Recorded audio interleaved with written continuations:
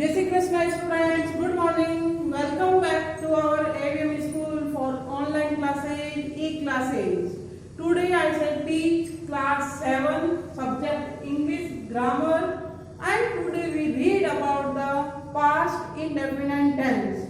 In our last class we already read about the old tensile formula. In the class today we read about the past indefinite tense. Every students have the advisor book English grammar compositions or your page number 80 in your book. Okay students, now past indefinite tense you have about the know there are three tenses in our three tenses: present tense, past tense and future tense, and every tense has a four parts. past जैसे past indefinite tense, past continuous tense, past perfect tense and past perfect continuous tense. So today we read about the past indefinite tense. Using this tense is used for the habitual action of past time. Past का मतलब ही आपको पता है कि बीता हुआ समय, यानी जो भूतकाल का समय जिसमें आपका काम हो चुका है उसके बारे में अब आपको कोई उसकी चर्चा, कोई उस काम को वापस चल नहीं रहा है। जो काम हो चुका है, मैंने सुबह दूध पिया था, यानी जो वाक्य के अंत में हिंदी में था, थी, थे आते हैं, वो वाक्य की पहचान, आपकी आइडेंटिफिकेशन होता है। और इसमें this tense is used for habitual action of past time, यानी जो बीते हुए समय में जो काम हो चुका था, हैबिचुअल जो आदतन काम आप कर चुके थे उसके बारे में उसमें पास्ट इंडेफिनिट टेंस भी यूज करते हैं। It is also used with the past perfect tense if two actions occur in past one after the other। और पास्ट परफेक्ट टेंस का जहाँ सेंटेंस आते हैं, जैसे हमने प्रेजेंट परफेक्ट में भी यही पढ़ा था कि प्रेजेंट परफेक्ट के साथ में अगर दो सेंटेंस आ रहे हैं तो एक प्रेजेंट परफेक्ट इंडेफिनिट का होगा और एक प्रेजेंट परफेक्ट का होगा। ऐसे कैसे अगर एक सेंटेंस में पास्ट परफेक्ट की बात हो रही है, यानी कर चुका था, तो उसमें एक सेंटेंस के साथ में आपके उसमें क्या आएगा, पास्ट इंडेफिनिट टेंस आएगा। It is also used for the events that have occurred in near past but do not have any close relation with the present। ऐसा कार्य जो प्रेजेंट में उसकी कोई बात नहीं हो रही है लेकिन क्लोज पास्ट, अभी जैसे मैं स्कूल आई अभी और उसके थोड़ी देर पहले मैंने क्या खाना खाया था, तो वो क्लोज पास्ट हो गया लेकिन प्रेजेंट से उससे कोई रिलेशन नहीं हुआ, तो वो आपका पास्ट माना जाएगा, यानी बात बीत चुकी है, काम हो चुका है, तो उसके लिए भी हम पास्ट इंडेफिनिट टेंस का यूज करेंगे। ओके, और इसके वर्ड के साथ में कौन कौन से वर्ड्स यूज होते हैं जिसकी हम पहचान करते हैं, आइडेंटिफिकेशन करते हैं। जैसे आपने एक्सरसाइज दे रखा है तो वहां लास्ट नाइट आया, यस्टरडे आया, तो जैसे आपके एवरी डे, एवरी टाइम, तो वो वर्ड तो आता है प्रेजेंट का। और जहां वो last night, last month, last week, yesterday, long ago, in 2020 etc. come in the past indefinite tense, वो सभी भी आपके पास इंडेफिनिट टेंस में ही आएंगे। ओके, तो आपके वाक्य की पहचान किस किस से होगी, जैसे इसमें last night, last month, last week, yesterday, long ago, in 2010, ये सब जहां पर वाक्य में आते हो तो आपको प्रेजेंट इन पर पास्ट इंडेफिनिट टेंस का ही यूज करना है। अब आते हैं कि every tense has a four part, और टेंस के भी वापस फोर पार्ट आएंगे और उसके सेंटेंस के पार्ट होंगे फोर। तो सेंटेंस के भी already completed, affirmative sentence, negative sentence, interrogative sentence and interrogative negative sentence. तो फर्स्ट आपका इसका अफर्मेटिव सेंटेंस में सेंटेंस क्या है, तो इसका फॉर्मूला बनता है सब्जेक्ट, वर्ब की सेकंड फॉर्म एंड ऑब्जेक्ट। इसमें आपका यानी सब्जेक्ट कार्य करने वाला, वर्ब की सेकंड फॉर्म यूज की जाएगी इंडेफिनिट टेंस में। कौन सी यूज फॉर्म की जाएगी, सेकंड फॉर्म। और object, I drank the milk, मैंने दूध पिया था, आई ड्रैंक द मिल्क, मैंने दूध पिया था। तो इसमें आपका वर्ब की सेकंड फॉर्म और आपका ऑब्जेक्ट। ओके, जैसे आई वेस्ट, आई जैसे वी वेस्ट, हम जोधपुर पहुंचे थे, रीच द जोधपुर, है ना।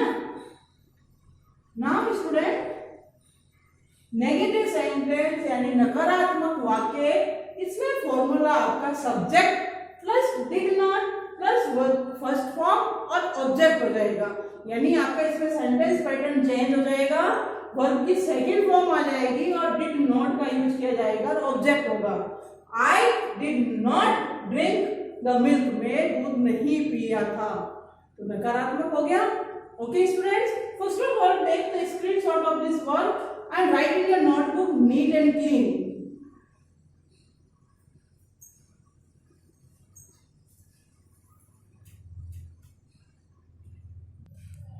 Now students, affirmative sentence we already completed, but I repeated this. Subject plus verb decided form and object.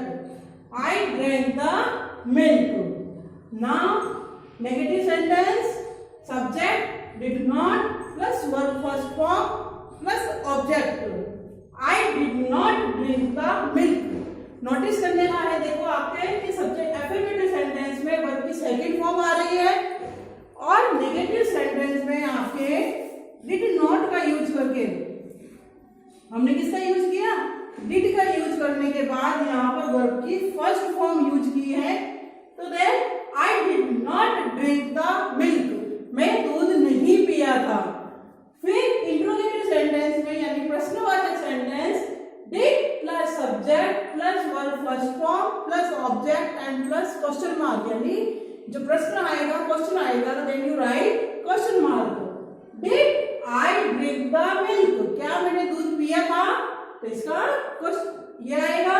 Then interrogative negative sentence did plus subject plus not plus verb first form and object. तो now did I not drink the milk, क्या मैंने दूध नहीं पिया था। इसमें ही अगर आपके WH वर्ड आता है तो आपको WH वर्ड आगे लगाकर इनका आंसर राइट करना है। ओके स्टूडेंट्स,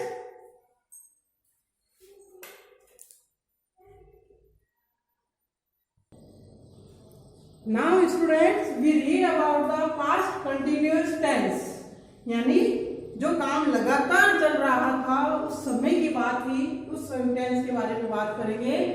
तो दैट यूजेज कहाँ पर इसका यूज होता है, this tense is used to express such actions which were continuous in past at the time about which the speaker is talking about, यानी उस समय के बाद जब वो सब बीते हुए समय में भूतकाल में व्यक्ति वो कार्य कर रहा था तब इसमें आपका ये टेंस यूज किया जाता है और वाक्य की पहचान आइडेंटिफिकेशन रहा था, रही थी और रहे थे के साथ में की जाती है। ओके स्टूडेंट्स, और इसमें हेल्पिंग वर्ब के रूप में वाज और वर का यूज किया जाता है। वाज कहाँ किसके साथ में, which subject we use with I, he, she, it, any name of person, place और थिंग, कोई भी एक स्थान, जगह और किसी भी चीज का नेम के साथ में हम इसका यूज करेंगे वाज का। And verb we, you, they, name of two और मोर प्लेस, थिंग और पर्सन, जो आपके प्लूरल में हो उनके साथ में हम वर्ब का यूज करेंगे। और its formula in affirmative sentence subject plus was verb plus verb first form plus ING and plus object. Then formula we were playing the cricket, हम क्रिकेट खेल रहे थे। पास्ट की बात है, खेल रहे थे, लास्ट वीक लास्ट हम उस टाइम खेल रहे थे। रमेश वाज रीडिंग, वो रमेश पढ़ रहा था, तो रमेश सिंगुलर है तो वाज वर यहाँ यूज किया और यहाँ वी आपके प्लूरल है तो हमने यहाँ पर वर का यूज किया है। Okay, and in the negative sentences formula subject was were plus not plus verb first form plus ING and plus object. और example, we were not playing the cricket, हम क्रिकेट नहीं खेल रहे थे। और Ramesh was not reading, Ramesh नहीं पढ़ रहा था। Okay student, first of all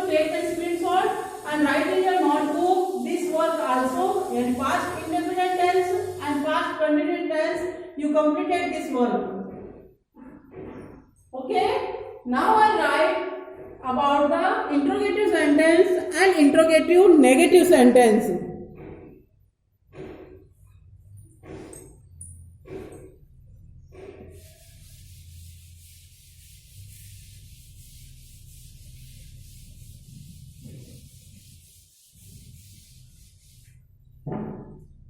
Interrogative sentence formula is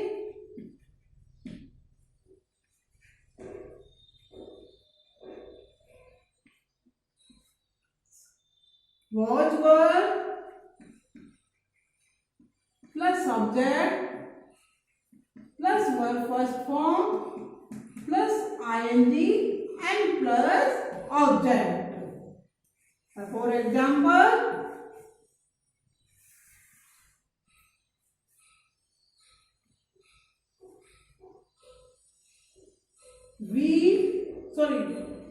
were we playing the cricket? क्या हम क्रिकेट खेल रहे थे? क्या हम क्रिकेट खेल रहे थे? तो were we playing the cricket? And what Ramesh reading? क्या रमेश पढ़ रहा था? ओके, इंट्रोगेटिव सेंटेंस में यह आएगा and interrogative negative sentence we use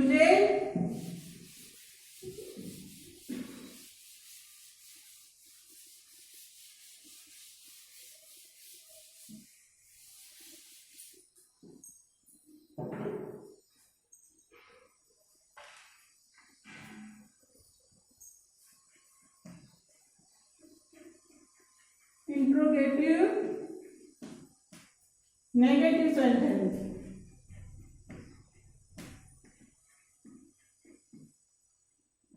Formula was plus subject plus not plus verb first form plus ing and plus object.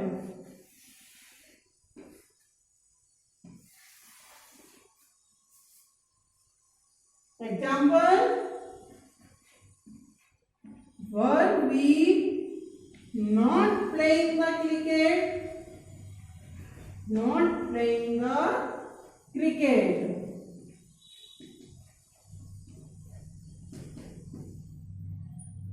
और second आपका was Ramesh not reading the book? Reading. क्या रमेश नहीं पढ़ रहा था? और इसी में ही क्वेश्चन बन जाता है, तो WH वर्ड में what was Ramesh reading? Ramesh क्या पढ़ रहा था? तो WH वर्ड में भी आपका ऐसा आ जाएगा, इसका आंसर यस और नो में हो जाएगा। और उसमें आपके वर और वाज में तो यस और नो में हो जाएगा, इसका आपका पूरा आंसर पड़ेगा रमेश क्या पढ़ रहा था, और इसमें आपका यस और नो टाइप में रहेगा। Okay student, you take a screenshot and write in a notebook neat and clear. If you have any doubt, then you WhatsApp me and I reply you.